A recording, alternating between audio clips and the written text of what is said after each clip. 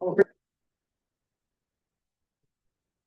morning, everyone, and I'd like to welcome you to the July 11th, 2025 Long Range Planning Committee meeting.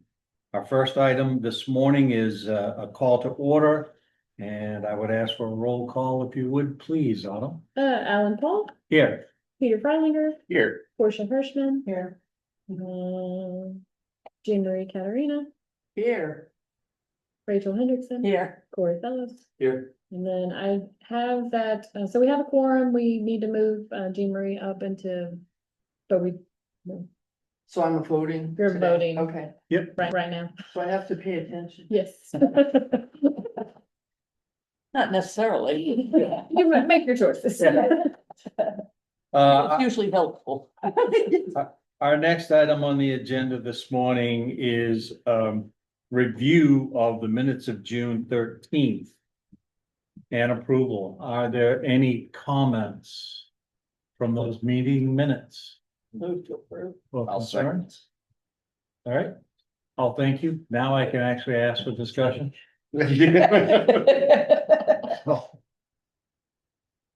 Seeing none, all in favor?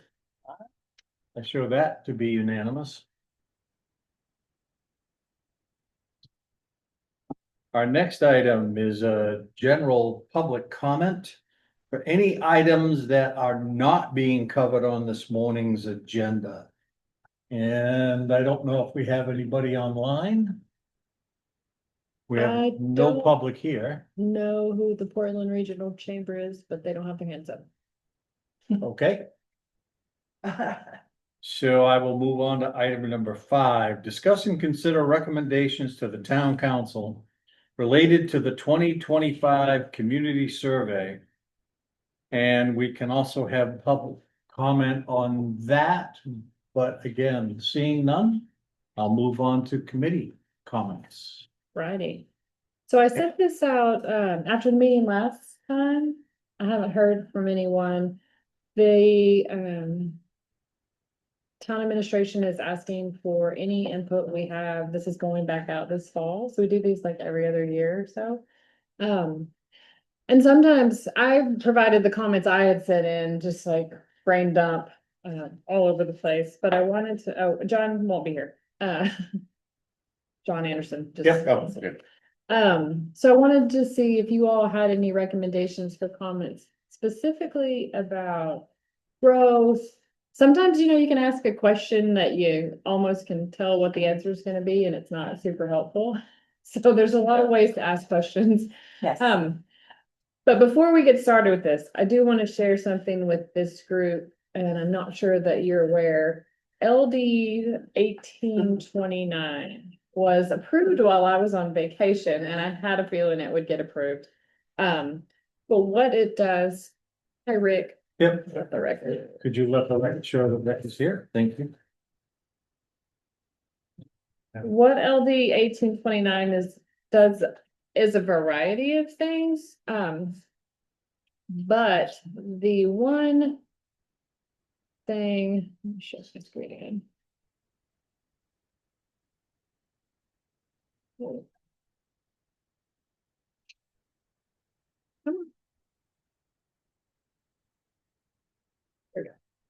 Hey Robin. Yep.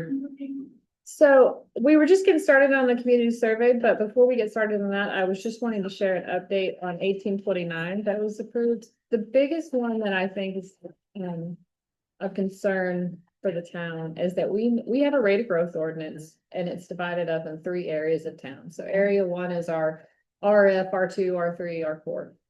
Area 2 is all of our TVC and the village residential districts. And then area 3 is the Downs. We put that into place that way 2 years ago. It's been working really well. We always run out of permits in the lower density areas, and then we have a run on July 1st, and then we run out again. But what that does is it's prevented a lot of development, bigger, 20 lot developments in our district. So this new law, but we have this rate of growth ordinance for everywhere in town. It says we can't do that anymore, except for rural designated areas. And our rural designated areas is only our RF district, which is good. We can still maintain that. If the council wants to keep that in place. It goes into effect next year. The way I like to say it is we've always had the ability to say, if you wanted to come in and do a 300 unit apartment complex, that's fine, you can. We have really progressive zoning in place.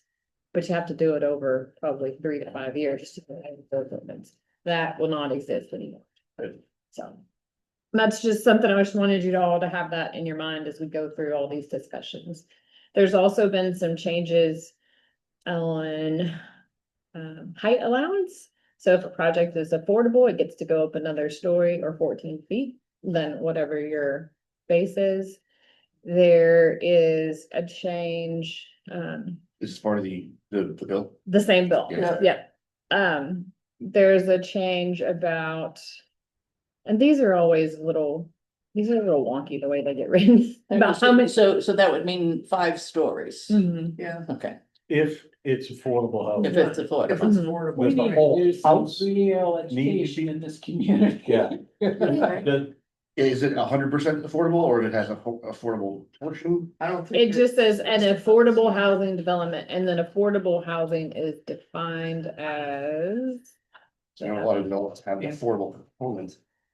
The way, it's not You're being specifically too defined, but the way we define it, and we do allow, LD 2003 allowed a 2.5 density bonus, Right. and it was 50% or more. Gotcha. So Okay. 50, I would have been the same. Gotcha. But like Marshview, one of the reasons they needed contract zone was their height. And so that would have been a null point for them. Lot size. This one's really interesting. We don't have to get too weedy in it, but, and I'm saying, I'm talking about all this stuff because I think it's important to ask the community the right things about growth, right? Because it's in Right. housing. That's why I Because say a lot of education. Our framework of how we operate is, people are already unhappy. And we have these safety nets in place, so it's important. So if you have public water and sewer, the minimum lot size is now 5,000 square feet. I'm not a huge fan of that. I'm just gonna say, I come from a place where that's the norm and it's a lot. It's a But- lot more stuff. It's awful. It's It's very too- dense. It's, Very dense. single family homes on 5,000 square feet are, in my opinion, not a good way to live. Row houses on 5,000, Yeah, cool. It's a totally different, and it's like It's like a cottage. yeah, kind the of thing. 5,000 square foot production built housing development. I mean, You're saying 5,000? 5,000 square feet. What? An acre is 43,560. How does that compare to Higgins? Do they already have They're that? probably all, yeah, around 5. Like, Yeah. yeah, the density. But you don't have it's limits. actually, Higgins is a little bit larger than that. Higgins tends to be about 60, It's 70,000. probably a little square bit, 5,000 Yeah. is really small. It's a 50-foot wide by 100-foot lot. You put a 40-foot product house on it, or Yeah. it's like a yard that's useless. Well, So it lends it's, and where I come from, it always lends itself to starter homes that tend to go downhill and they're poor quality. They don't maintain their value, and it's in a 30-year cycle. It's a code enforcement place where you have to go in. Is that Eastern Village has got to be awful close to that. They're We've got- pretty we've got some of small. them. Yeah, Yeah, they're called pretty small. cottages. Yeah. But They East might have Village square has a foot house. whole different set of, so it's, they also, though, that yeah, gets to more the row house or a kind of development model. standard. that you're talking about, yeah, Right, so- right. Shotgun houses. Yeah. It just depends on, 5,000 square feet. I mean, I can preface it by saying they're not all bad, but where I come from, they're bad. You can do it There are other right. things going on there. That's. There are other things going on in Texas. The point is, like, 5,000 square feet on its own has to have the other things, the standards and all the other things. You have to make sure you What are put the the setbacks setbacks? in place. Yeah, right, and all the amenities, and so if you have 5,000 square foot lots, then we don't currently have requirements for amenities to be in neighborhoods or open space or anything. So that kind of stuff, just fully thinking. Will that force us to have sort of an emergency attack at the ordinance to to build those things in? I don't know, I don't, The state, we have, I can Oh, speak yeah. to this, I'm the state chair of the Legislative Policy Committee for the commissioners, state commissioners. And when this came through, even though we don't have much to do with that, our municipalities do, the municipalities went bonkers. Cause it's taking away home rule, is basically Right, the yeah. essence of it. So there's this attempt, well. The attempt was weak, but to balance, the needs of home rule versus the needs for housing in the state. Mhm. But the removal of home rule won, at least in this round. Mhm. I will tell you that there's been considerable pushback. Needless to say. So stay tuned on, how this will develop, but I think the thing for us as a municipality to understand is. That the state right now is on a path of removing the ability of municipalities to set standards. For zoning and this and that, that's the path anyway. But this too will change because things swing. But just so you'll know, so I've been kind of watching it.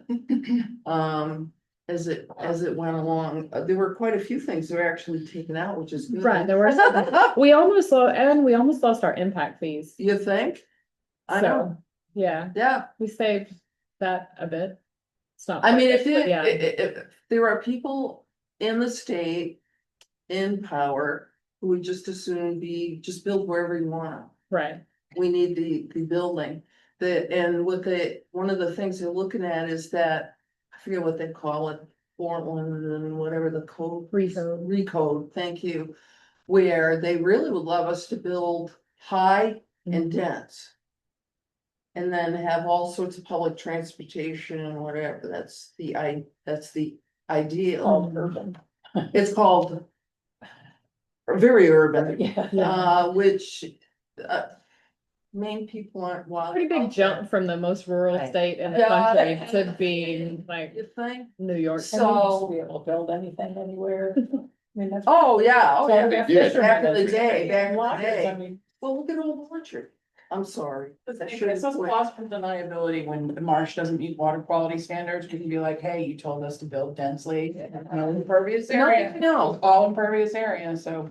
I Yeah, know, it's I state's know, fault. but I just Yeah, wanted to let you No. know, and the counties have been kind of watching this going, really?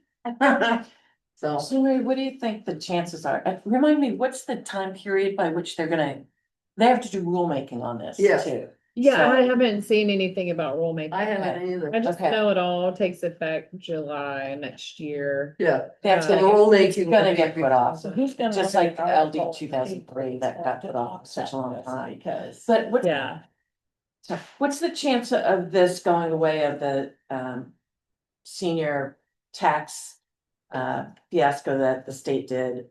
Well, there's Uh, not an election between now and then, I was gonna say if there were an election, then all bets are Yeah, on the table, so to speak. I just. I don't know, because it's the same actors, Yeah. who control the legislature right now, who pushed a lot of this through. And, they've forgotten that all things in moderation is a good thing. That's all I'm gonna say. I would certainly anticipate that if it does. Assuming it does go through, there would. Ordinance committee and council will need to Yeah, fulfill the. Or ordinance. but I wouldn't get too far ahead of it. Yeah. Right, Yeah, because exactly. it's all- Let's see what happens in rulemaking. That's helpful, yeah, because I think we should be prepared, given that we are probably advised the ordinance committee on what we should do.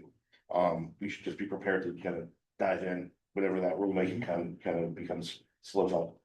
And what's interesting is most of the state is not on sewer. Yes, So it's like, So it gets back to the question. If you don't. I suggest here that when this comes in front of us. Mhm.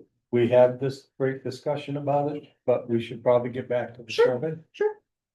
Is there anything in the questions, given that you would recommend we take a look at. In other words, is there any change in the survey Well, that would provide us, or the town council, with some information or direction that would be helpful if this does go through? We've talked about this in transportation. The way these questions are formatted and the format you have to follow does not lend itself to inquiry. It's more, how are things going as Right. opposed to how would things look? And I know in transportation, who said, like the availability of public parking, it's not really relevant, but it's one of the national questions that fits into this thing. do we have to ask the questions though, or? Well, there are certain block questions that have to be answered because we have to go into, correct me if I'm wrong, but we go into like a national database that says where we measure up against other. That's For the survey purposes. Part of my, right, for this one, is it does feel very formulaic in that way, and if this is an exercise to fill in a survey for a national site, then It's Who not cares? supposed to be, it's supposed to, I think the survey people Mhm. use those questions Yeah, for they do. their purposes, but it's not our Right. purpose. We can still add So we- questions, but it's really hard Yeah, to do an inquiry. For instance, we were looking at, how would you rank safety versus walkability versus, we were looking at rankings. So to try to probe, people's understanding of what was going on, to give us Mhm. better answers. And for instance, one of the questions that came up last time is, would you, or maybe it's, do you live where it's easy for you to walk or bike to a convenience store Mhm. or a restaurant? You know, where, there's, it there's doesn't not, fit. Or top planning priorities, infrastructure, affordable housing, rank those things as far as important. So I think we've got- I think this survey is ridiculous. Yeah. I'm sorry, I don't think So it's it's all- not- because it's too long, it's really it's late. too wordy. The average person's gonna take a look at it and go, oh, screw that, I ain't doing that. which means that you've now got a biased sample, population. Right. People are really So, committed. Yeah, and- Well, they're gonna, where's the growth and development, Uh-huh. I'll fill that. Well, yeah, like if you go to page 3, question number 11 says growth and development, using a 5 points. Go ahead. You take that, I'll look over. Yeah. Using a 5-point scale where 5 means much too slow and 1 means much too fast, rate these things. Single family residential, multifamily, income restricted. Most people don't even know where that. No, that's income what restricted I mean. is. Workforce housing options, nobody knows where that is. No, Research, so I think it sets us up for, everybody's gonna say it's too fast. Nobody's out there going, bring it on. Let me ask this question then, and I'll ask the Cory, what is the town council's goal in the survey? Well, I can tell you one thing that's just come up recently is around the animal control ordinance, speaking of. Speaking of making the survey longer and ensuring turnout on certain graphics, but. I mean, I think, I can't speak to the council as a whole, but I think generally speaking. To try to continue to get the pulse of things, I will say, interestingly, if I wish John was here, but if I recall correctly, there actually were a fair number of responses last time that said that the rate of affordable housing development was too slow. Yes. And that's been cited a few times. It's a classic example of how there are somewhat contradictory results, and people sometimes will cite certain things depending on what the argument is. But the one, I think also part of that is people don't understand what affordable housing means. Like the Exactly. layperson's version means I want a house that's $550,000. I just want to be able to afford to buy a house, Right. not I want to qualify for an Another one affordable. we hear for affordability. Yeah. Affordability is property taxes. No one Right. will afford to Right. live in town. So Right. That's a good point. I guess my reaction to this is I read through it for our purposes. Mhm. It doesn't seem like the right format or the right forum to get the information that we would want to have to drive the questions that we've been asking ourselves about the high growth areas of town and that this is this is not the drawing we're looking for. Have you all participated as residents before in the Yes. previous? I've never received it, so. I don't remember it. I will say, you know, going back to your question about the council's goals with this, I mean, the council does. The council does reference this when it does goal setting and things like that, and it's an imperfect tool for sure. But we constantly hear, you're not listening, listen to us, give us the opportunity to speak out and. Well, as a citizen, what I'd say is, if I got this, I'd say you're still not gonna listen to me because this is just a bunch of. Right. Why would I This is just Yeah, a I think 70 cans of spaghetti. the yield on all these things is always gonna be relatively low, and I think that's the reality. So Peter, with that said, what do you think we should be asking people? I don't. I mean, I Like, think you this, know, what is a good this is question? not a community survey that meets our needs. Yeah. So let's put it to the side. The town council can use it for what it wants to do. The students can use it for what they want to do. And we should continue to mine public opinion and potentially find other ways to ask the public the specific areas that we're looking for. And part of it is, I know, we should write a column on the Eldon 8229. My God, that would be a hard, or a column to write. There's so much packed in that bill. You think? Yeah, that would, but on a certain level, writing that and spending time on a thoughtful explanation of that to the community would be a better use of our time than trying to plug in another very satisfied, neutral, or very dissatisfied question. Could I ask what two things? One, what the other council goals are for the survey, and then two, us to go round robin and ask each of the LRPC folks individually what their thoughts are on the survey. So that Yeah, sure. it doesn't end up being a bash session on this. So Well, we've asked council. can we start with the goals by the? We've asked our council member for those, and we've heard them from. We've heard one. So I'm sorry, I'll just, like, the top of the survey, we do it, every couple of years, and there's some references in here, and we use it. What we use it for, and as staff, as, like, I used it when I wrote my CIP for the trails and master plan requests. You know, the community survey says these things, like, we're not satisfied with the amount of sidewalk connections, blah, blah, blah. So we fall back on it for all those, and then. Yeah, I would say, Robin, generally, there are really I can't think of any other specific things that have been discussed beyond the animal control ordinance, which, as you may know, was just, I'll mention it later, but was kind of definitely tabled by ordinance the other night. And one of the things that was discussed and decided on was, well, we could use some more feedback through the community survey and other sources. Beyond that, it's really more of a kind of a background resource for having a sense of where the public is, accounting for the fact that, as has been pointed out, you know, the response rate is going to be relatively low, probably. We take it all with a grain of salt, but it's still kind of a useful background.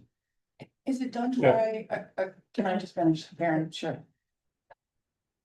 Is it done by a PR company that's using scientific methods to actually call it a survey? So that it's a random sampling, you're getting answers that are reliable and accountable? Yes. That's what I wanted to comment Yeah. on. Yeah. It is a statistically valid sample, so if they don't get people asking, they keep looking for the responses, so they have. I was called Yeah. specifically, Okay, yeah. and somebody said, do you have time for this? Yes. So, And do they do it over the on? phone? but they did over the phone That's nice. Oh, okay. Okay. I was gonna ask. Yeah, at a time when I could do it. yeah, so it is statistically valid sample, so I think they do allow people to fill it out if they wanted to, but that doesn't affect the sample Sampling that's been result. pulled. And I think, Corey, correct me if I'm wrong, I mean, one of the things that they do get from this is the sense of, you know, how is the town performing on delivery of certain types of services? And so I think that's been important too. And I also think they use this as, you know, we tend to hear from the same few Exactly, folks yeah. each time. And doesn't mean that that's not important, but it does, I think the council's looking, how do I broaden that a little bit? And again, not perfect, but It does do a few things for them. And they, I guess they're a little sensitive, or the company, you know, encourages you to keep at least some core questions the same so you can compare over Right. time. And that's a goal. That doesn't mean new questions can't be answered or asked, and whether or not you need a future looking section. So it is Instead. trying to be longitude over time, Yes. so that it can be used by both council and staff. Yeah, this would be the third, I believe think the so. third time it's been done. So every other year, I That's, think. And it was the same length and I don't remember. Cause I got it in. so I think last time they took Check out the- all of the, parks and trails kind of stuff, because we had done a survey with the parks facility master plan, and then they added some things. This will be my second one, and I'll be here for 3 years in August. Okay. So, but the purpose of getting feedback from the different groups and staff around town was to say, is there anything that you all see that would be helpful to add to it? To get more information or more viable information. So that was my purpose in sending it to you. Say, Transportation Committee sent up some great comments. I sent my own, staff perspective comments. Are there any specific questions that you all would like to add or you think would be valuable? So I just, at some point, it'd be great to go around and get everybody's input, but at this point too, I watched the video from last month's. Meeting, and I apologize that I wasn't able to be here. And it sounded like we were proposing a lot of really, innovative ideas about, TDC standards, as you know. Like making Route 1 one way in each direction. I heard a conversation about that, and I'm like, how are you gonna manage all the Oak Hill traffic with the schools and everything? So do we want to, I like Karen's idea of how do we capture future looking sort of ideas if it's going to be a longitudinal study. And then you may want to think about, I don't know, talking with the company about, can you do a longitudinal study with like, what do they call them? Pilot families, like how they follow certain families throughout their life. Like focus groups or. Focus groups. Or It's like the something like Nielsen that. rating. Exactly. And certain like Johns Hopkins University studies and things like that. So I agree with Peter that, and you, at bottom, that some of these things, people don't know the difference between mixed use and multifamily and, that type of thing. But if it's a tool that the town relies on, then we have an opportunity here to provide some feedback, and I just don't want the baby to be thrown out with that water.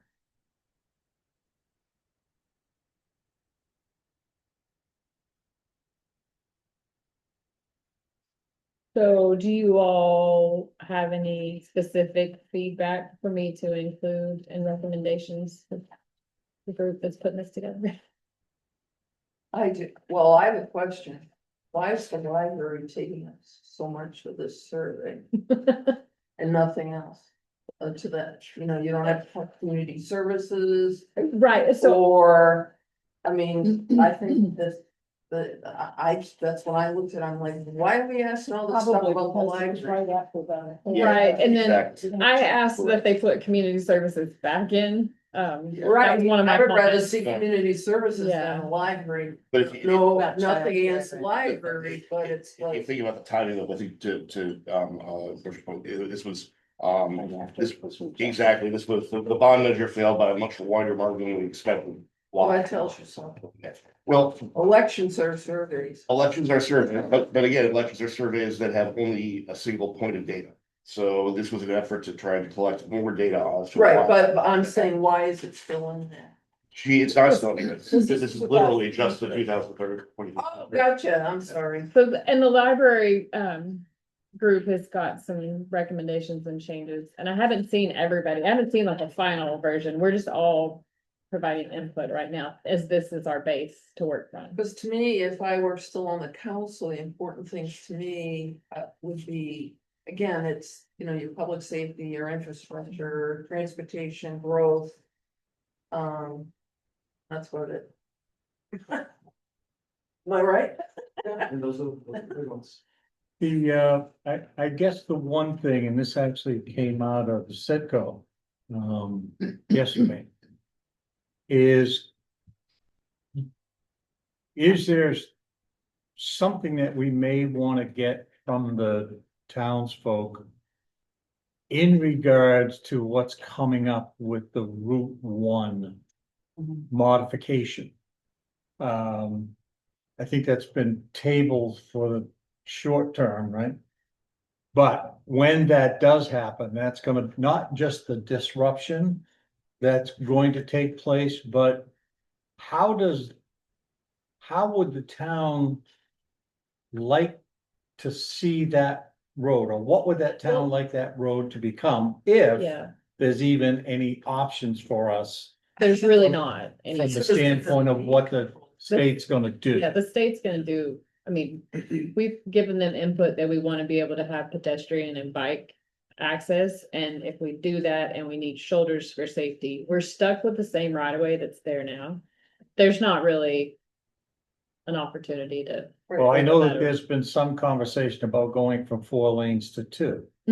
Because to Because of accommodate that. those other things. So is that something that the town wants to see?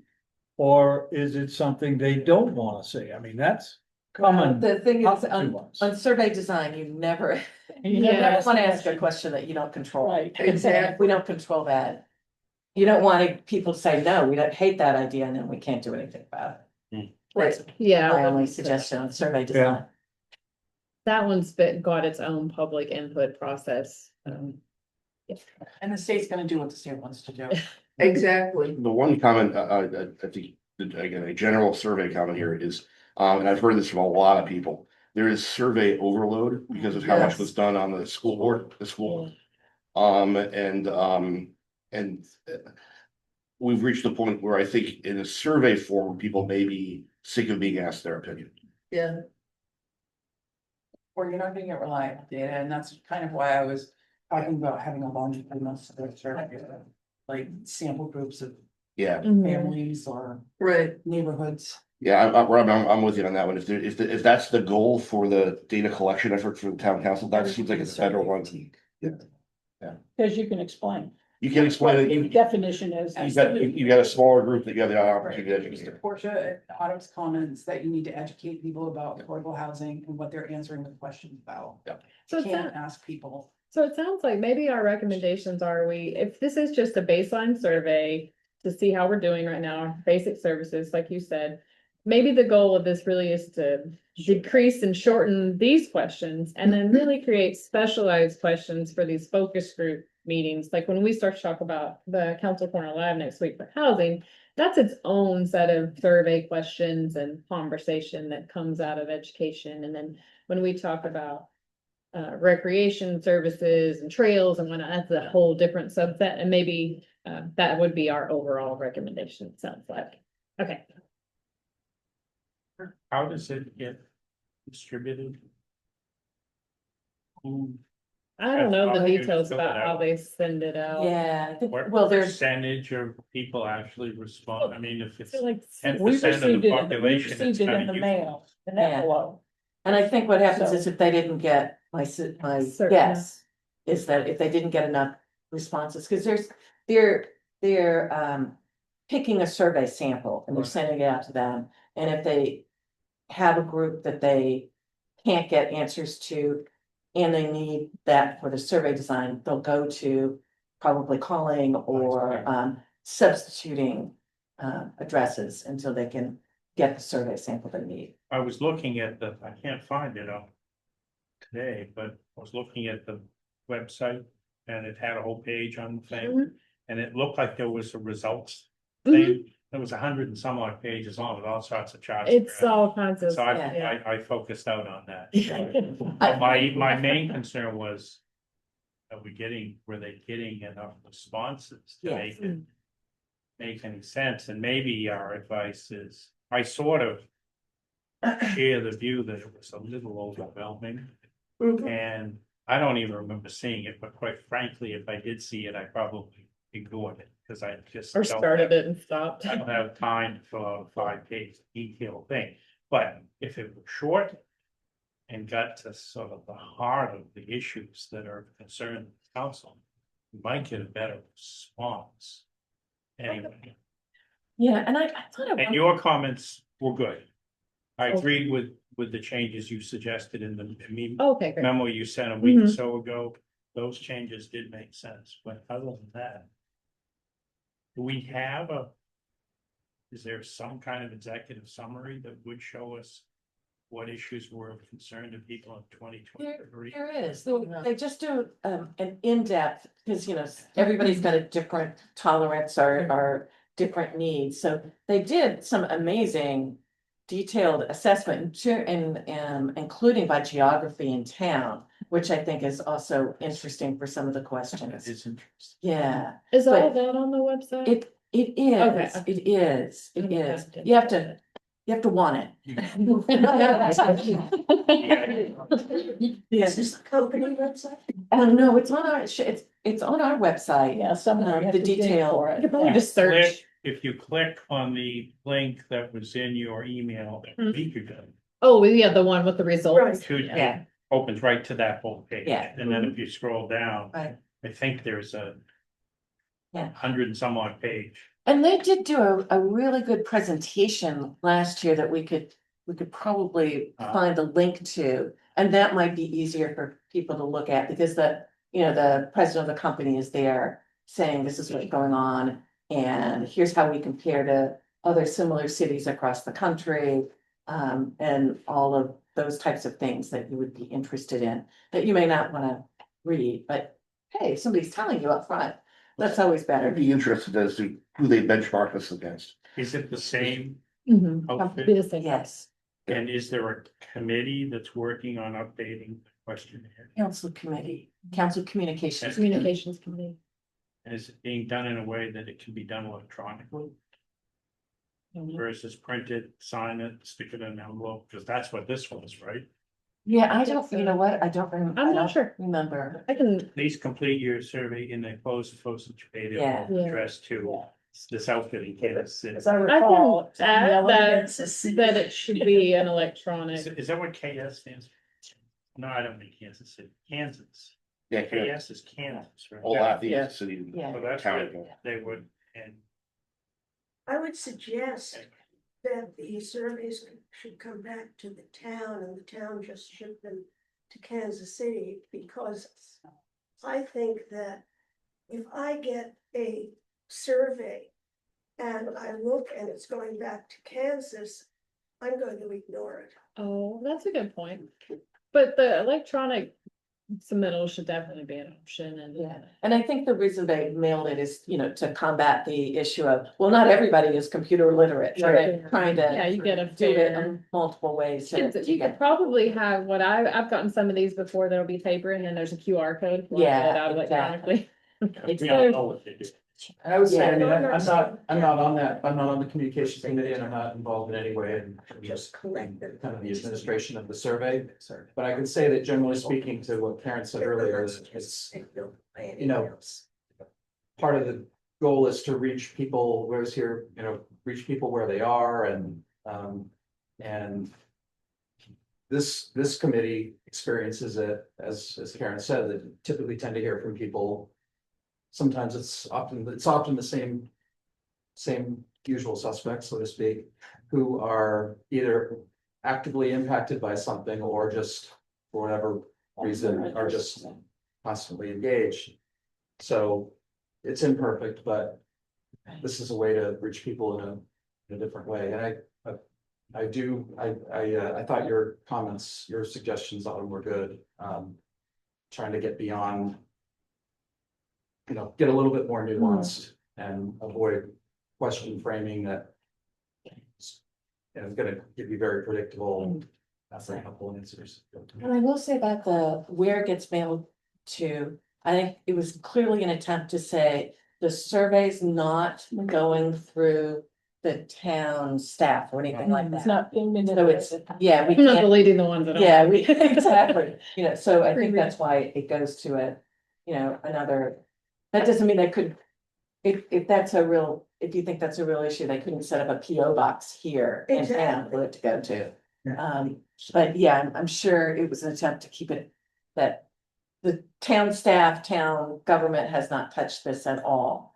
In And terms of I'm not response. suggesting Yeah. town open. Right, I know, but somebody else will think that it did Yes, if it I goes to the town, understand. if it goes to town And that's for hall. all the ones we didn't like. Exactly. Shall we move on?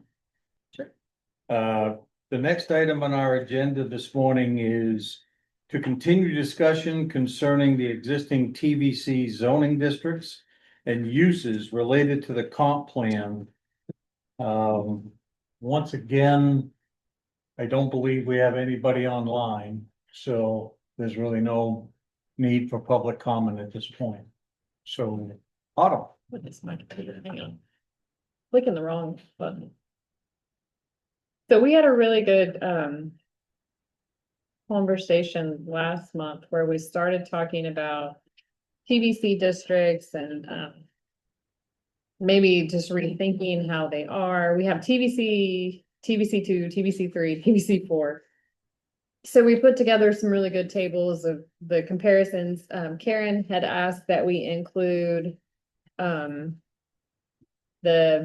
B1, which is a beach mixed use district. It's very small. It's just a little area, Pine Point along Jones Creek.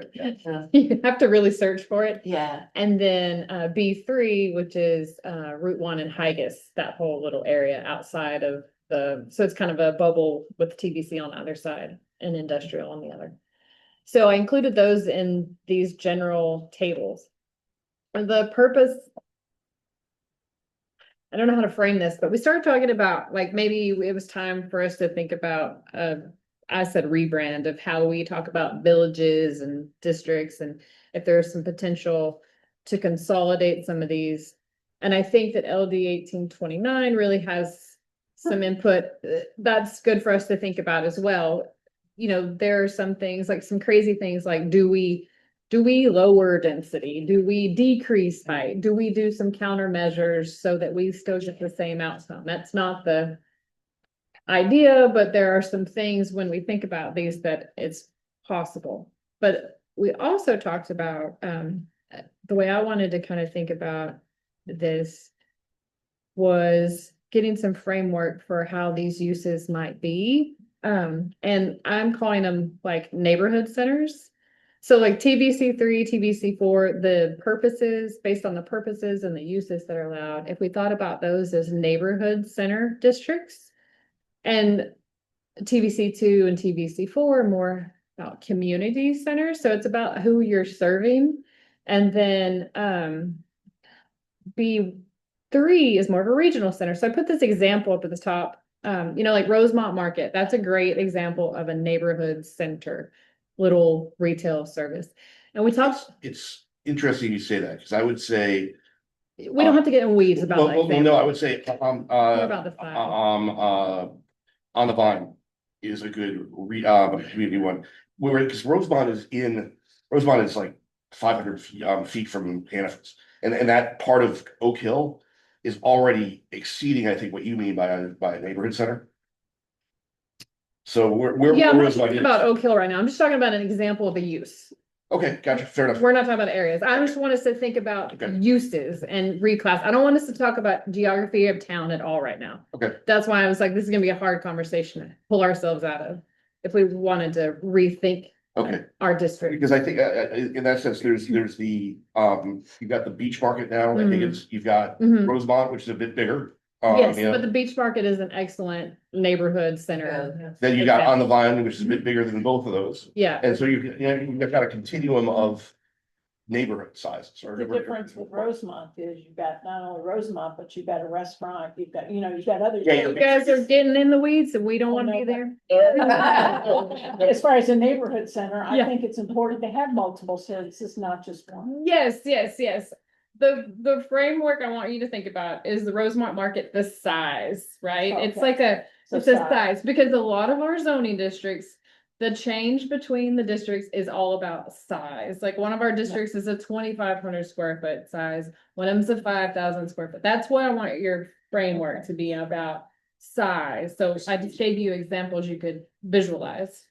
How do you differentiate a village center that you're talking about from a strip mall?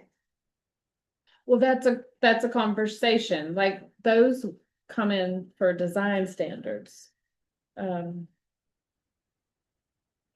so, I asked this question because I was thinking in size. Are you looking for a size 1, size 2, size 3, size 4? Or are you looking for an A or B?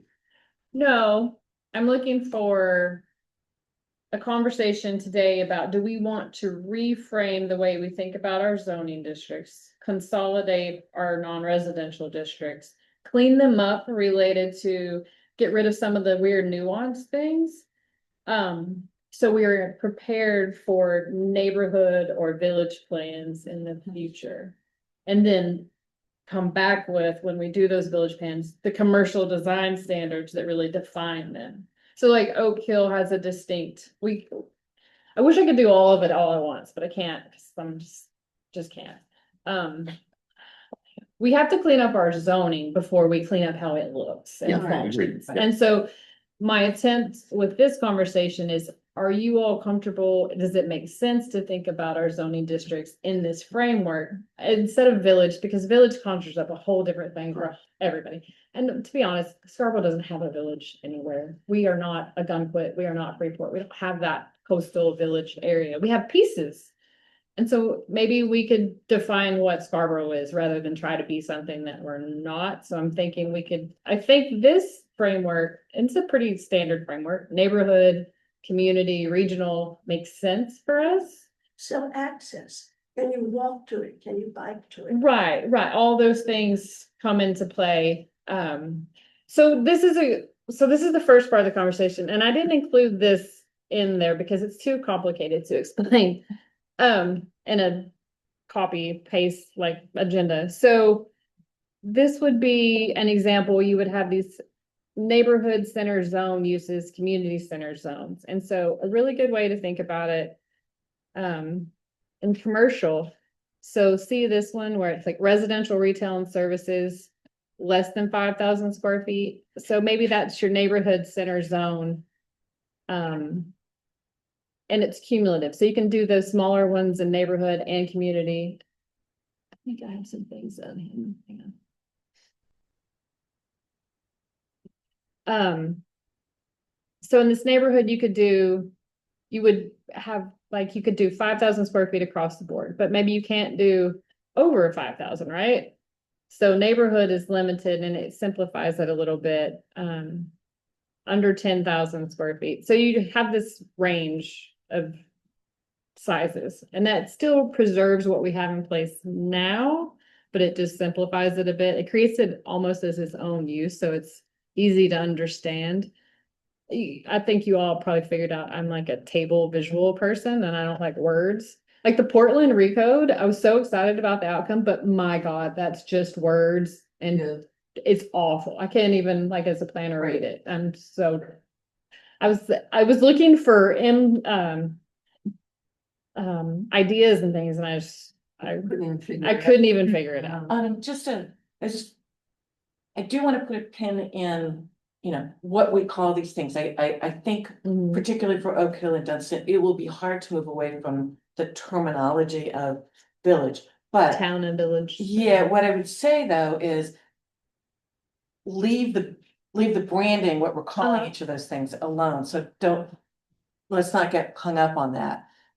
If I can put a pin in that and not worry about the taking away. Yeah, so village, you then we can just talk about the So different physical levels. You could think of it as this way, like neighborhood residential zone is TVC 3/TV. Is that what you're thinking? Like do that, but I want to push back a little on that. It's from the comments John had at the last meeting, which was the words town and village actually are confusing to a lot of people that he talks to. So I wanted to, I understand kind of where you're coming from, but we got feedback from John that was polar opposite of that for the last meeting. Yeah, well, I would just say, let's not throw that out yet, but let's, because I think the names will come once we sort out what they are.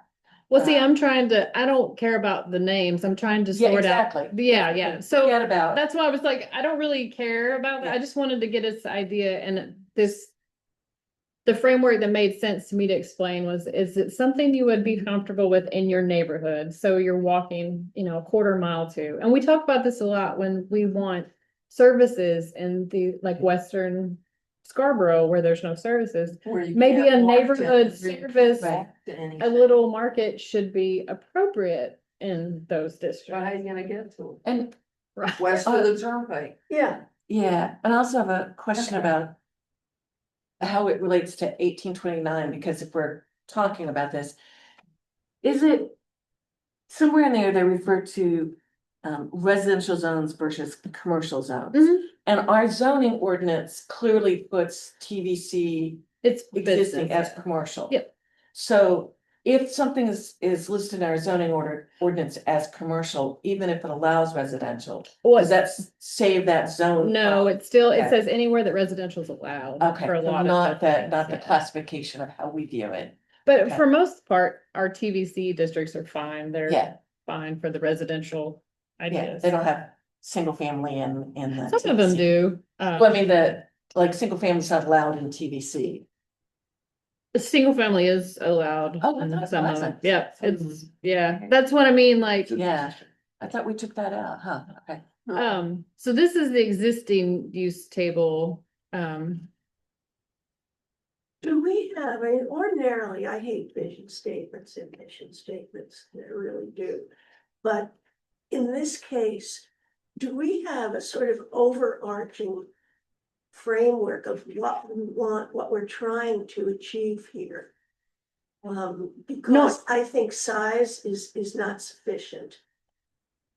As I said, how do you differentiate, one thing from a strip mall?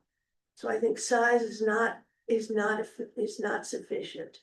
And I think there should be a goal of some sort if we want to combine things, if we want to change. Well, them. that's what I'm trying to figure out, what you all want to Yeah. do with it. So we talk about, the comp plan says we're supposed to make things easier to administer and yada, yada, yada, and all these things. And we know we want to do these specialized village plans, but we saw through the Marshview process where TVC, the district that they were in, pretty much allowed what they wanted minus some tweaks. And there was a lot of like, oh my gosh, what's happening with our zoning? And our zoning is very progressive. It's really good, for planning, density. I mean, you can do a lot of things. So we know that we wanted to focus on village, or like these standards, to make sure things were Or looking and neighborhood.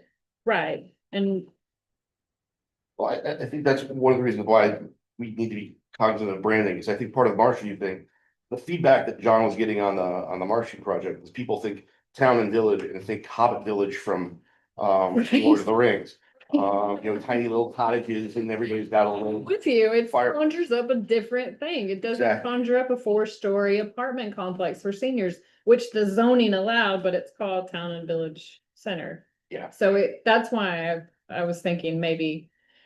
And we I don't have like to it. come up with the name, but maybe we, for our purposes, think about it in a different framework. Yeah. And I was trying to get to that framework, and we could change the names. I'm not, Yeah, just Like, ignore names right now, just. but I Right. need you to think about, like, we need a description, to Judy's point, of what this neighborhood center. Exactly, is. there you go. And so these purpose statements, to provide areas for the location of small and moderate scale business, service and community uses, range of residential uses, blah, blah, blah, is kind of what we already have, these purpose Right. statements. And maybe we can tweak these as we go through. And then maybe there's not a lot of difference in the uses that are allowed. That's why I was trying to figure out, it's the scale of the use Yeah. that's allowed that's Yeah. really important. And that comes with size, And the location. right?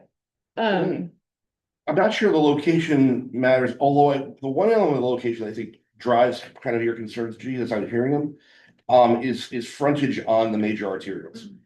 So There's that, and also, do we want, yeah, frontage on the major arterials, but also many of these. I will return to Rosemont.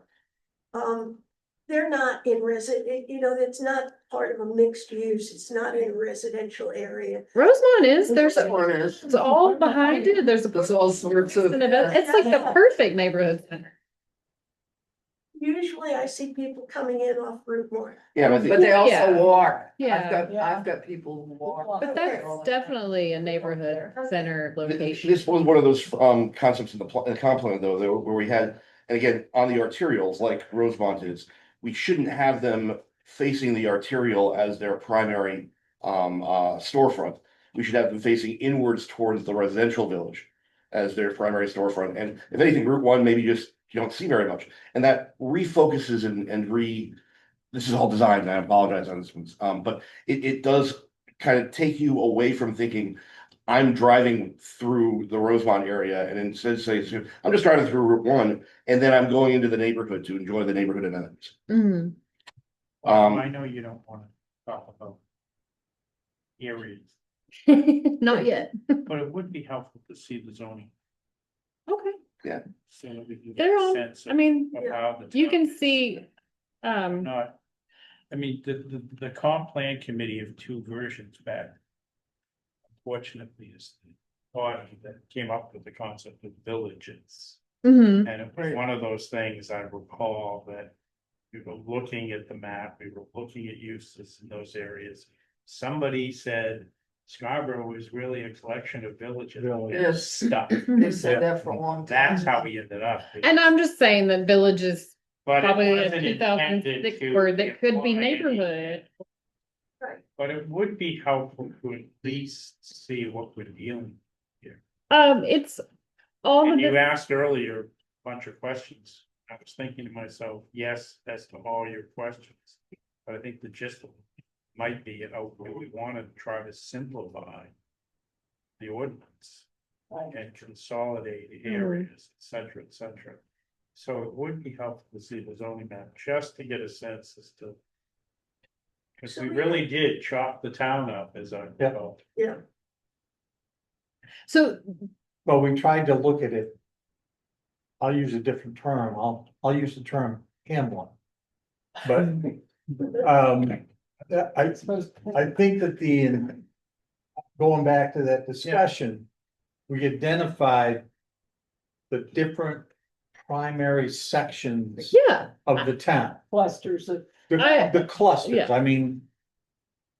I'm Of- not of- proposing that we yeah. lose any of those clusters.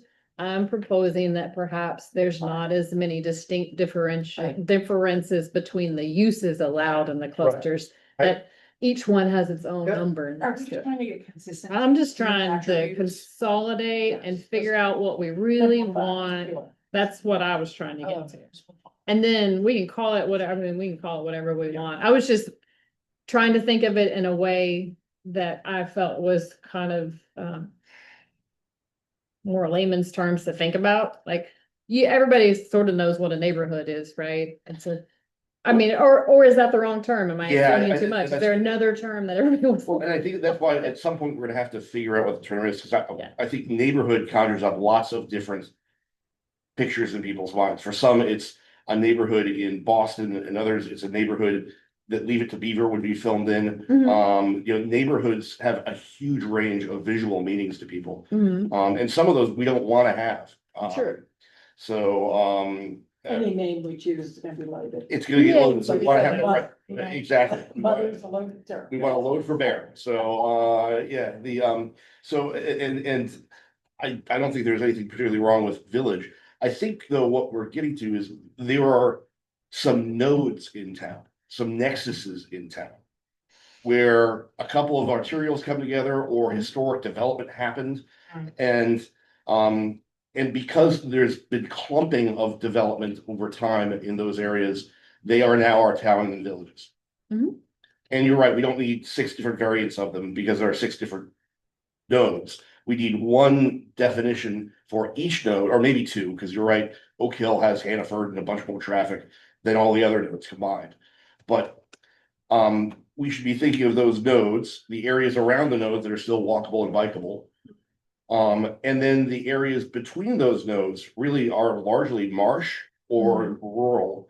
But I think we identified that we probably need more than one rural category. Right, definitely. Because there's rural on this side of the turnpike, it's different on that side of the turnpike, Yeah. it's different here and there, et cetera, et cetera. I'm sorry. Yeah, no, but I'm almost finished, so apologies. But I think if we think of that as we're defining our development nodes, the areas around them, and then we're making the rural definitions more clear, and more usable for us, especially in light of LD 1829, giving us a window on what rural can be, or of what rural allows us for on growth, Mhm. on reduction in growth. Then I think we're into your simplification very well. And now it's just a matter of, to maybe Rick's point, taking the map and figuring out where the lines get drawn. So this is what I was thinking we would do, is we would create, like, let me just tell you what I was thinking. I'm trying not to think about specific areas in town yet.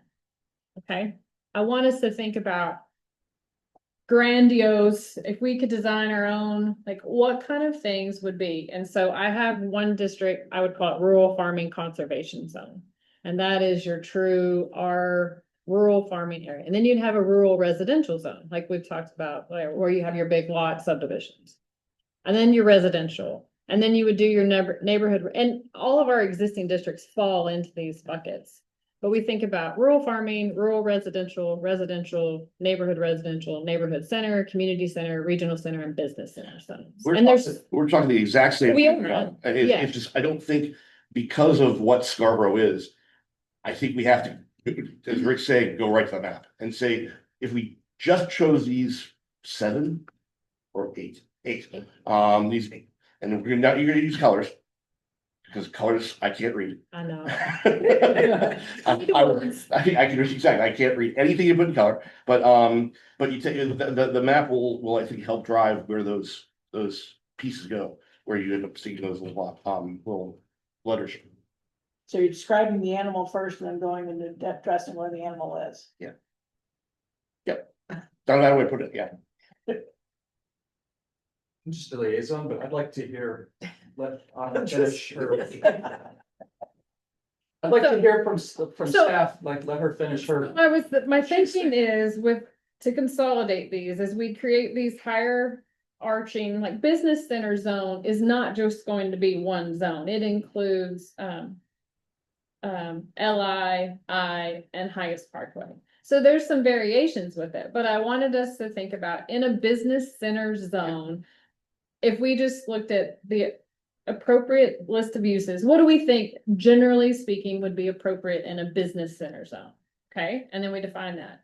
And we do the same thing for a regional center zone, which is like your the Downs is a regional center, our comp plan is that. Maybe even one of the TBC districts might be a regional center zone. But when we're thinking about region, I wanted you all to think regionally. People are coming from outside of Scarborough to use these services. What's appropriate there? If we were just creating our own little brand new town, what would be appropriate in a regional center? You know, apartments, single family, no, but maybe row houses, yes. It depends. Those are the conversations I wanted to have. And then the same way, like a rural farming conservation, do we want people to have homes there outside of a farm, that kind of thing? And once we have that conversation with the uses that we have in all these different districts, and some of them are different, then I wanted to look at the map and say, which one of these areas of town is a neighborhood residential zone? And so maybe some of R2 becomes a neighborhood residential zone instead of a residential zone only, right? So I know this is like really nerding out on you. I was having fun and then I stopped because I was like, I gotta make sure that's on the page. So then we look at the map and we go, okay, we've got this R2 area, but this particular Spurwink and Black Point Road, great example. It's zoned rural farming. Part of it probably is rural farming conservation, and part of it might be neighborhood residential, where you can have a little market there, where there is a little market, right? And a fire station, and so then we would actually look at our zoning and go, ooh, we probably need to tweak this part of it.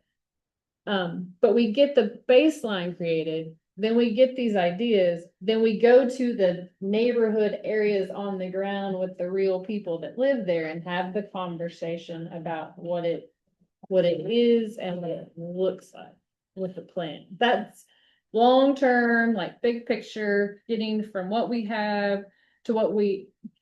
Sometimes fixing what you have is harder than just starting over and thinking, and you might get to the same place, but it frames your conversation a little bit different, I think. Stands thoughts. Yeah, so just like brainstorm. And because we are in a different time, we do have different laws, it appears, we're gonna have some different goals. That's what I was thinking. And residential, people who live in strictly residential areas. I'll just tell a quick story.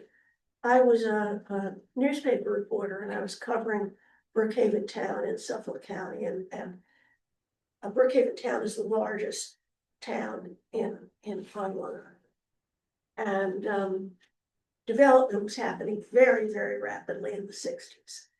And apparently some developer had put in a 7-Eleven grocery store without getting permission from the town. And some residents, there wasn't a lot, there was starting to be a lot of development there. But some residents came, complained, and the town said, after months and months, town said the developer had to take it down, had to tear it down. Well, in the meantime, 11 housing development had been put up, single family homes. And a whole lot of people from there showed up.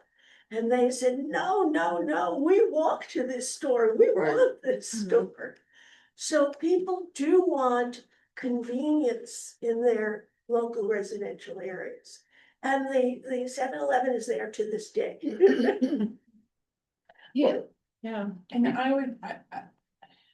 I love the idea of starting over and saying, okay, whatever we call them, I'm, if you ask my opinion, it's historic districts. We're talking about, communities that are actually districts and have a history behind them. But why are we trying to pull people in from outside of our community? I'm not trying to be isolationist either. Is that really our main goal, or is our main goal to serve the community that lives there? Well, there are some areas of town, like Costco it's here. I'm not trying to do But it's for anything. the turnpike, right? But it's a regional centered zone, Exactly. so Yeah. we just want to make sure that those have the appropriate mix of things, and that maybe gives us, like, we heard from somebody wanting to do landscape contractor. We hear from somebody wanting to do a firing range. These conversations are the opportunities to go, ooh, that's where we might put those. Right, and I think we need to think about those forward patterns that we're talking about, like Route 1 may not be accessible, Mhm. for a certain time, and even down the line. Once they fix it, so I think we've got to be a little forward thinking as well, and really balance, but here's the thing. Corey said it best, we want to hear from staff, you're the experts. What you propose, I think, should be the starting line of what we look at. So I want to give you I want to empower you to give us something to react to, instead of sort of having all these opinions come at you, Well, whether it's a Hamlet or All of whatever. it, yeah, all of this is great. I get to places really fast, and I know that. That's like a fault of mine. I go from here to here real quick. And then I always am like, okay, if I can get you to get with me, then I've gotten to the right place. And I just we had a great conversation last time. We had a not so great meeting the meeting before. And so now we're on this path of like, let's start to think about this. I was gonna say, I love where you're going with this. I come at it from being on the zoning board now for 7 years, and I would say the vast majority of the problems we have for variances on the zoning board and the rest is because of the poor design of the R2 requirements. Yeah. You've got a minimum 20,000 square foot lot size, and you've got 30-foot there setbacks of the road and 15-foot setbacks from the side, which frankly, most of the historic neighborhoods in town violate on every home in the district. You think? Yeah, so whether it's Pleasant Hill, whether it's Blue Hill, whether it's Pine Point, it's not just Higgins Beach. Most of the town's historic housing stock is in R2 and can't be.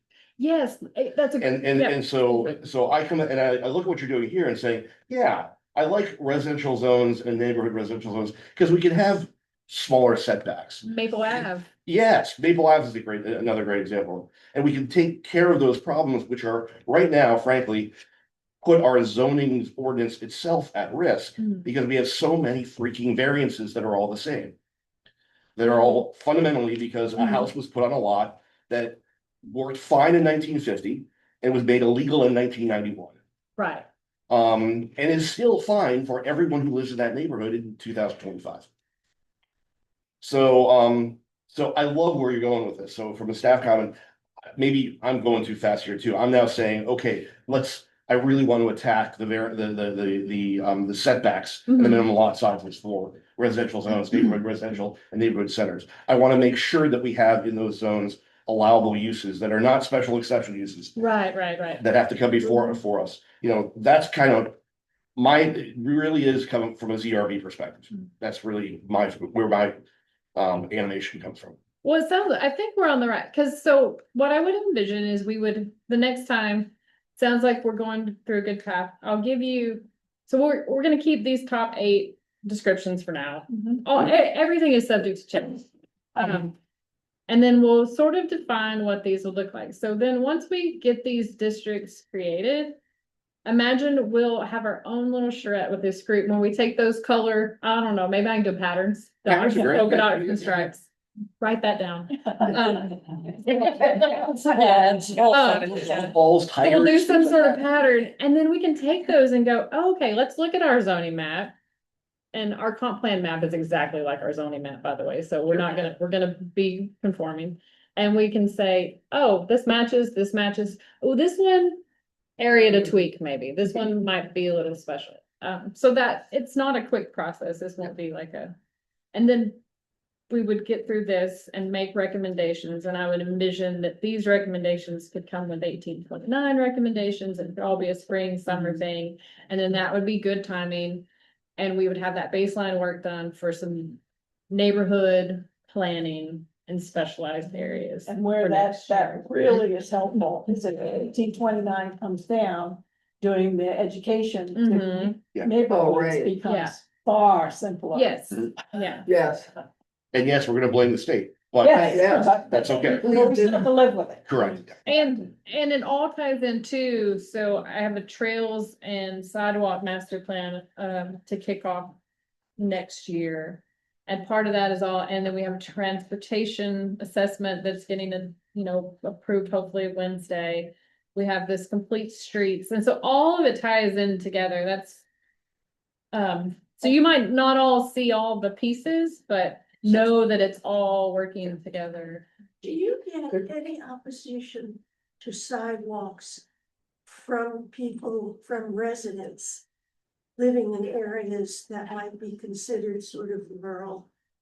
Yes, some of them want them and some of them They don't. don't. We have, but it's a conversation that changes.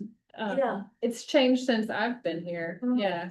So it's really, we have to have some sort of way to get people able to walk and bike out there. So we have, you don't want anybody walking next to you? No. All I'm thinking about is the connector, and we had a chance to take a lot of traffic out, but I'm not going down that road. Everyone We knows my do. feelings about that. GB cog for the tax communities, is, and I'll send you out some, it's not quite ready for public consumption, but they are working on a complete streets guide for every community. There's 17 communities, and it's really good. And then we have, the same consultant firm is putting together one for our town. And the complete streets, it includes things, like, is it a 2-way bike lane? Is it a bike lane over here, a shared use path over here? Who's doing it? It's, Sorry. Never mind, you can tell me. Cashel Stewart. no, well, he's GB cog. That's right. It's a, Okay. it's a weird word. I'll come up with it. Okay, never mind, I'll ask her. But they're doing a really good job, so I really like what they've sent out. Well, Vision Zero's been approved too, so And that's that, why too. and then we also, there's a regional trail plan happening.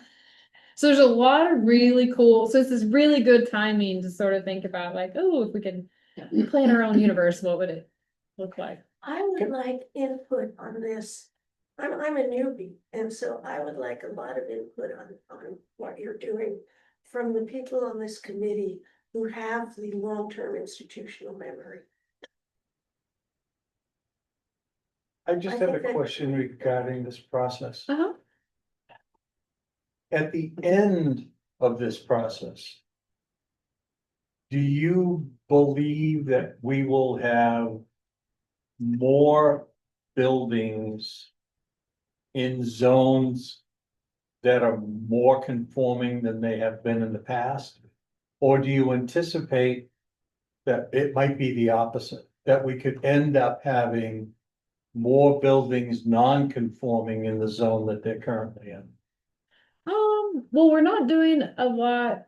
This is more about use. So we're probably not gonna create more non-conforming uses. I think what we're doing is preparing for redevelopment. Well, I'm also hearing Yeah. Peter talk about setbacks Mhm. and things of that nature, and I'm just, If we were to put like a maximum set, so most of our setbacks will probably be minimums, will probably be reduced. I would assume in a lot of these, so you would probably become more conforming. Unless we put a maximum setback, maybe, so that might, like, My sense from the zoning board is from a use perspective, there's probably no change. Mm. It's really is more about, lot placement and lot design. I guess I don't wanna lose sight of that as part of the process. That's, Yeah, and I'll be pounding the table on that one, because we don't want 7-hour marathon sessions on the zoning board. no, and hopefully we could, Yeah. to that point, like, thinking back about Maple Avenue, hopefully the recommendation would create more conforming things, we'd be doing Yeah, that that's- sort that- of work, yeah. I that's was what thinking we're- more commercial stuff, That but was your. for residential, question. for residential, I think we'll make things more yeah, conforming. okay. So I'm not quite sure I understand, but the question I have is, when you're looking at setbacks, I think you also have to look at the possibilities of McMansions being built on small lots. Mm-hmm, Just a caution. okay. Yeah. You can look at square footage. Yeah, Yeah, I Say was it gonna say, can't be there- more than- maximum, And- we have footprint requirements. Okay. Yeah, footprint and square footage requirements, which we don't generally have, but we could have those as a percentage of lot size. I appreciate the banter, but we're missing points. Can I just one point? That's my point. Assume I have something valuable to say. Trying to get it in for you. Part of this process, we ought to make sure we're clear on the impact of LD 1829, which has passed. Yeah. We're talking about, gee, maybe it's passed. Yeah, no, it's That's passed, not yeah, right. yeah. Then there was the bill that allows for second homes on single lots, and I Oh, forget yeah. what it's called. That passed. That's correct. Which one? It essentially said municipalities can't prohibit Right, the construction of second. ADU. residential. And it's an expansion of the ADU. Yes. I look at that. And then isn't there a third bill pending that would expand the definition of subdivision? That one's in here too, so Okay. subdivisions are now just 3 lots, but then 5. Well, has it actually units. passed? Mhm. That one is. That one passed too. 1829. On the road to retirement, I pay less attention to this. Yeah, there was a lot in We 18. ought to look at those and make sure we're taking into account what it says we Right. can't do as part of this effort. That, yes, that is Maybe part you of could it. send us the links to 3. I also note that LD 1829 requires all of us to have new training as well. What? Have what? Right. Requires all land use boards to go, to have a mandatory training class within 180 days. Huh? The law takes effect. Probably good. So, Anyway, that's, so we're on top of Yeah. the law. So are you good with your next steps? Sure. With I'm where we're excited. at? I mean, Yeah, no, I think you all kind of got there with me really quick, so. okay, I'm excited. The goal, So the end product, so we're all clear, is to have a use table that has all, and I think you guys were working on this when I first got here. You were looking at your use table and districts. Yeah, So it'd be all the uses in town, districts at the top, and a comparison and some sort of gradation between them that made sense. And then where those might need to be on the actual zoning map. Yeah. And I think when we were doing that, just came on board, and what we had said was the next step was going to be looking at the residential and the rural Mhm. for their quote unquote uses, which is really what Mhm. can be done and the law requirements. Yep. So, yeah. So we're gonna look at them all together. Fantastic. Okay, My only question would be, do you wanna look at residential first or it makes more sense to me to look at them all together, cause I can kind of see the from here to here. Yeah, I think that. Yeah. Yeah, and I think I love hearing the mixed use concept keep coming up where residential neighborhoods still need to have their place to go and shop. And places that have dense development can support dense residential.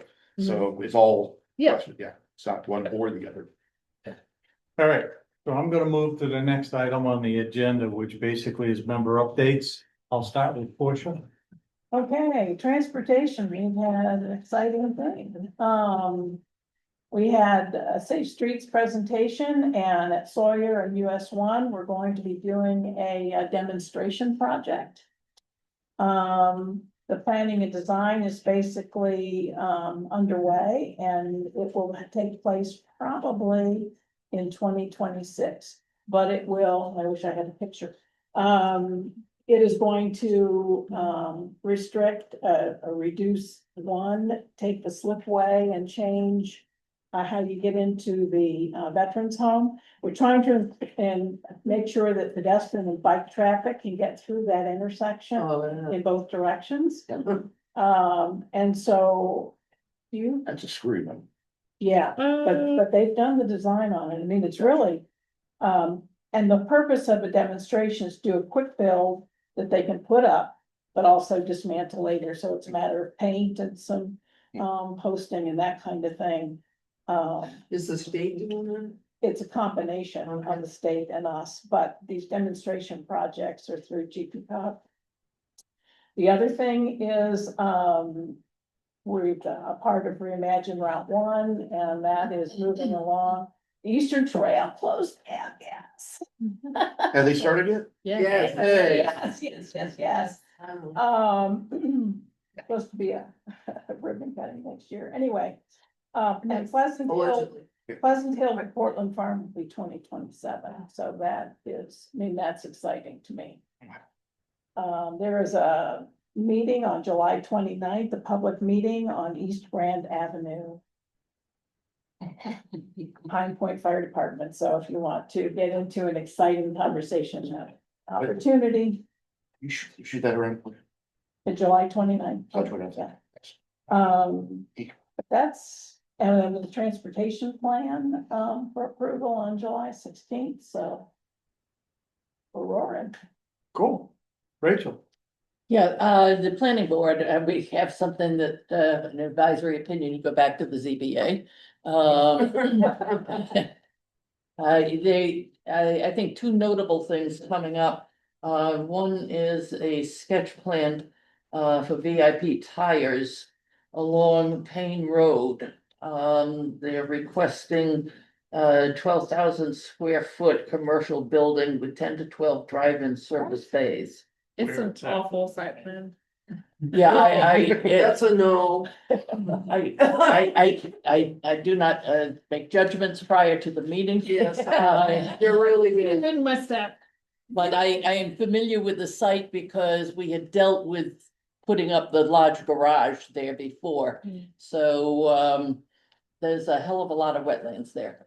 Yeah. So that's interesting. The other thing is right across from Market Street, we're starting to see more action on Higas Parkway. There is a commercial building across from Market Street, Sid something or other, HVAC, can't remember. Oh, Sid Harvey. Originally that site came before the planning board with 3 commercial buildings on it. All 3 exactly like the Sid Harvey building. There was gonna be 3 there. Now what's coming back to us is 2 more sites, 2 more commercial buildings and a small, I forgot what it was, single-story light industrial buildings. So it's a combination of something that we've seen before, but it's an alteration of what we had seen. It's a sketch plan. They don't conform to their master plan and they have ugly comments too. Love it. It's gonna be a good meeting. I was on vacation during a couple of things. Yeah, so as I said, there are two interesting things coming up at the planning board. They'll be able to work theirs out. Yeah, the rest of it, the small subdivision is, there's been a request to take a lot that's had a single family home and re-subdivide it into, additional 3 homes. That's west of the turnpike, Where? off of Broad Turn. So, that, and of course, our always wonderful, public hearings, to helping the ZBA. Thank you. Judith? Any comments? Nope. Nope. Rachel? Robin? Robin? Ross? I do that every time. I'm sorry, Robin. I know, I do the same with Autumn. I'm like, I hate. Don't call me Robin.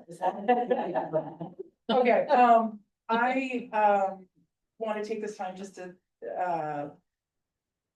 ask that maybe we could take from today's meeting regarding the survey that there's maybe unanimous support for a future thinking section on the survey, and that maybe we all recommend some focus groups or test families in the longitudinal survey kind of thing. And unfortunately, I missed the last vulnerability assessment meeting, but I'm excited at how that's moving forward. And does anybody know why Don Hamill is reaching out to me about resilience? What? I think there were some concerns about, there was a white paper technical memorandum that went out about ordinance recommendations.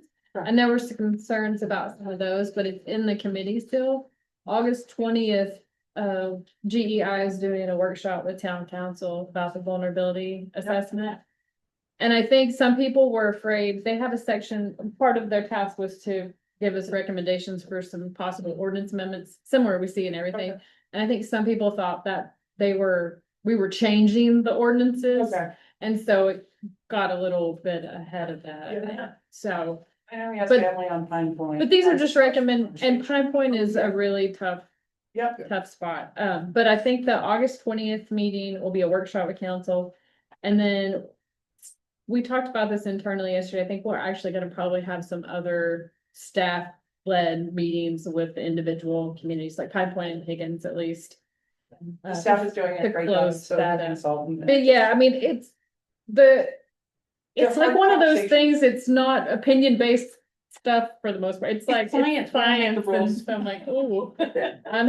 So now it's like, how can we help or what kind of ideas? Thank you, And and I apologize, I have a hard stop at 9:30, so I'm gonna sneak out. and just to mention, I actually sent Leela something yesterday. It came across my desk, a planning memo about some communities are using successfully transfer development rights for coastal resiliency. So instead of like this straight up buyback, so I asked her to include that. I think I've heard about that too. Yeah, so I asked her to include that too as kind of a potential recommendation, because we already have a TDR section in our ordinance, so we could, it's an idea.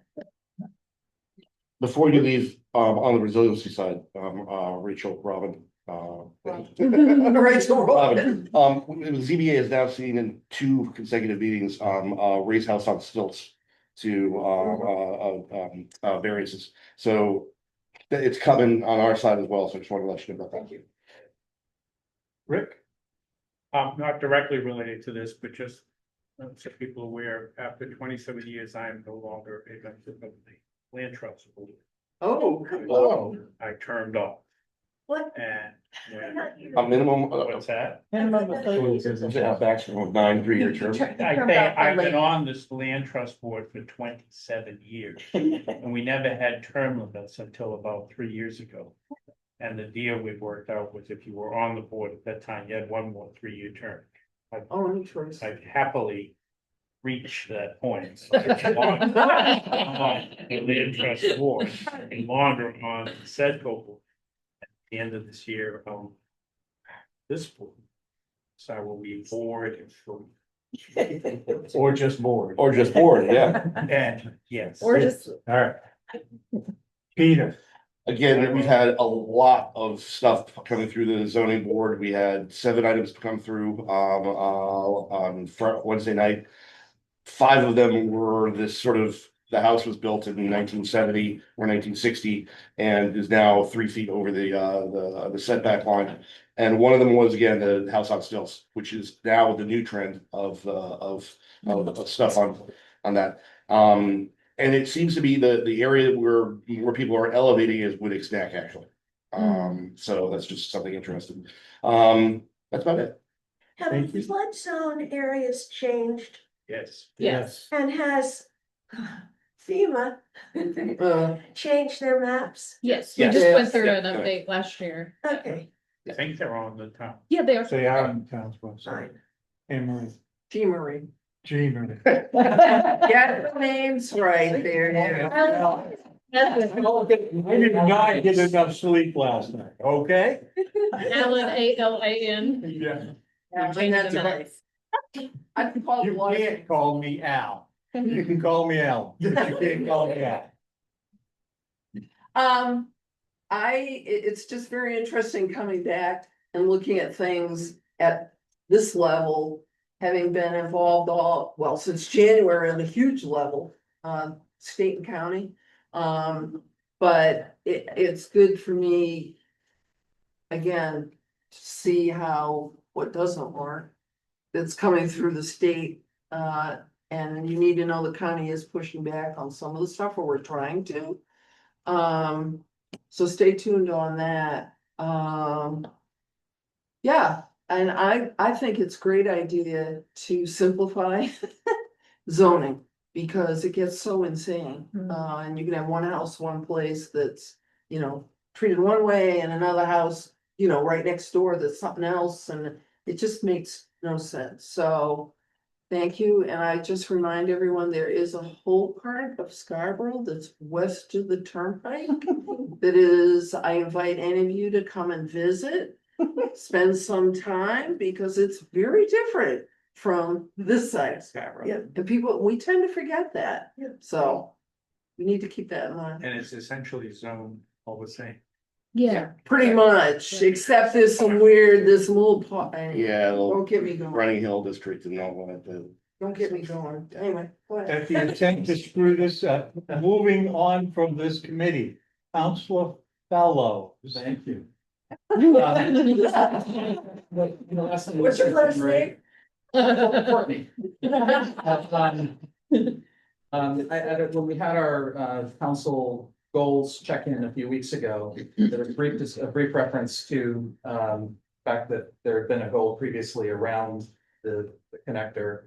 And I did say for the record that we do want to keep West Scarborough and the traffic challenges on our radar, and it's gonna be something to. It's North Scarborough. Yeah. This North Scarborough, this West Scarborough. Thank you. Nobody knows. So we did, ordinance committee met on Wednesday. As some of you may have heard, we did, I don't think the word is reject, but, the short-term rental ordinance, which this committee passed forward without comment or any particular recommendation or endorsement. The ordinance committee elected to send that back, table it, with the message. There seemed to be a strong consensus around just coming back with more of a registry. Instead of this, what would have been a more extensive, regulatory framework. So thanks to Autumn and staff for helping to navigate all that and do a lot of work on that. But there's a lot of public comment, a lot of the same voices, both directions. There's a council corner live on Tuesday, 6 o'clock over at Public Safety, on housing. And that kind of ties into this theme of public education to a degree. So what is that? What coming up? What date? It is next Tuesday, the 15th. The 15th. At 6 o'clock at the Public Safety Building. And And it's called the Council Corner Live, which essentially is it's a sort of a less formal convening of the council. To just have more of a free flowing conversation, in this case about housing, including affordable housing. And we anticipate that we'll have some familiar faces there from the public who are concerned about things like Marshview, and kind of overall growth concerns in town. But we hope it'll be a useful conversation, and I'd imagine that LD 1829 may be part of that discussion. And I, yeah, totally agree about the need for education in general. I think, you know, John did make the comment last time about Marshview and how people think about TBC. I would add that we also hear from a lot of people who clearly, understandably, have no idea what the zoning is. And they just say, that just seems like a bad spot, whatever the project is. So we're never gonna completely solve that, but I think the more we can do, and I think it ties in somewhat to simplifying the zoning code and just And would making it it be a bad spot for more of a whatever is layman's proposed? terms. What's that? Would it be a bad spot for whatever might be proposed? It is, a lot of things could be built there as of right, and I think there are things that could go in there that would be worse than what's currently proposed. Just kind of, They've changed the proposal to 50 senior affordable homes. They'll come back next month to planning board, and from that perspective of use and location and accessibility to services, it's a good spot. Said it. and they no longer need a contract zone. They can, Right. zoning wise, they can do it as of right. There still are questions about right in, right out access, Right, which are somewhat subjective. The only thing, the last thing I'll say, just to, you know, leave things on a somewhat lighter note for a Friday, is that my next door neighbor happens to work at Allagash Brewing, and they are moving close to a soft opening of their tasting room in the Downs. Hopefully sometime later this month or We say early August. July, yeah. Yeah, I think they're waiting on delivery of some kitchen equipment. But that'll be exciting. Thank you. Karen, Sure, so Finance Committee last night did vote to recommend a credit enhancement agreement for Marshview. They did change it from 75% share to the developer to 50% share. So that is going forward to council next week for a first reading and setting a public hearing. I believe on the same agenda is the Dunstan TIF. So we have an economic development tax increment financing district proposed for really a bigger area of Dunstan. It really provides an opportunity for investment in Dunstan. And that's really one of that's what the vehicle of the tax increment financing district does. And so Marshview would be within that tax increment financing district for Dunstan. Is that all the way to the Saco border, or is it? Not all the Not way. quite. It covers really, it's really focused on the business district and then some of the vacant acres, you know, that are Okay. wouldn't it be, I know you don't wanna talk about areas, but it seems to me that something like that, Fort Wilson Classic, would be an appropriate area to have some development of convenience stores, things like that. Well, that's where there's already the online. So it's already Yeah, yeah, all of this, yeah. That's why I think it's a great spot. Yeah. You can walk the restaurants, Okay, there's a thank you. sidewalk, yeah. Some of the existing development could be, but that's different. How easy will these, going back, but using transportation, easy to plug in sidewalk and transportation trail things that would be relative to neighborhood or business development to Easy. yes, that's Easy. Cause I'm not sure of that. Just kidding. I'm sorry, one last thing, there will be a groundbreaking for the trail. Not next week, but the week after, and I can't remember if it's Wednesday or Thursday. I can't remember either. I think it's We're talking Eastern Turn? Eastern Trail. Easter Trail, sorry. Yeah. Yes, and so we'll get that out to everybody. Oh, good. Yeah, to let them know. It's a groundbreaking. Shovels, Thank you. not ribbons this time. Shovels. and for consistency's sake, Summer, would you like to wrap us up? See, the only thing I was gonna add, there was something, but I lost it. I don't know. If I think about it, I'll email you guys.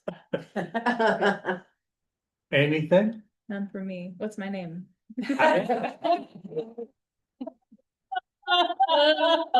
Poor Alan. I'll tell you next time. Yeah, it's Ellen for consistency today. Move to. Yeah. Exactly, yeah. Second. We have a Motion. to motion, yes, we do, to adjourn. Any discussion? Seeing none, all in favor? I. Thank you.